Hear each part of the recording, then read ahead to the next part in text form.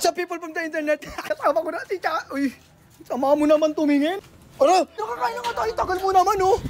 Sakyan ko na si May. Paborito ko motor, grabe ka naman. Puta ka naman. Tingnan mo, nakasapatos. Walang motor eh. Walang motor eh. Ano parang tomboy gumalaw nila Primo, tatagal maglakad. Niwala ka ba sa akin? Ano yan?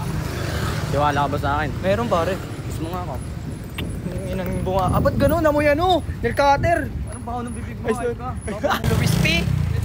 Grabe ka naman maging driver. Ano kami guys sa 1F para kumain ng Mang Inasal kasi ayoko sa bayan ng mahal. Dito siyempre sakto lang yung presyo. So dito tayo bibili siyempre para nyo na sulit lang. Dito sa 1F, tayuin nyo na to para. Parang akong certified vlogger ta.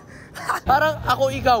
Ano ba yun? Grabe yung pagkasikat naman ni Batos ay grabe talaga. Tignan mo yung buhok niya para siyang manok. Grabe, ayan oh. Sakto. Manok naman. Kain na muna ako, gutom na kasi kami. Ano? Tamang ano ka dyan? Kain ka dyan.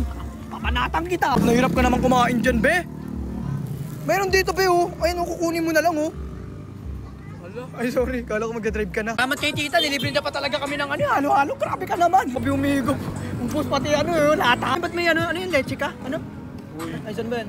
Pag ginamay-damay ko sa problema kung hindi na talaga mabilis talaga magsalita pag ako talaga ay, may. Sorry, gago. Matamaan ako dyan, ha? Po, tita. Bye-bye po. So yun guys, kain na rin kayo dito. Alam niyo na sa Mang Inasal ng 7-Eleven. Ah? Mang Inasal ng 1F pala. Mali ka naman. Lagi niyo tatandaan, ako si Primo, paa sa lupa, mata sa langit, and I always shall return.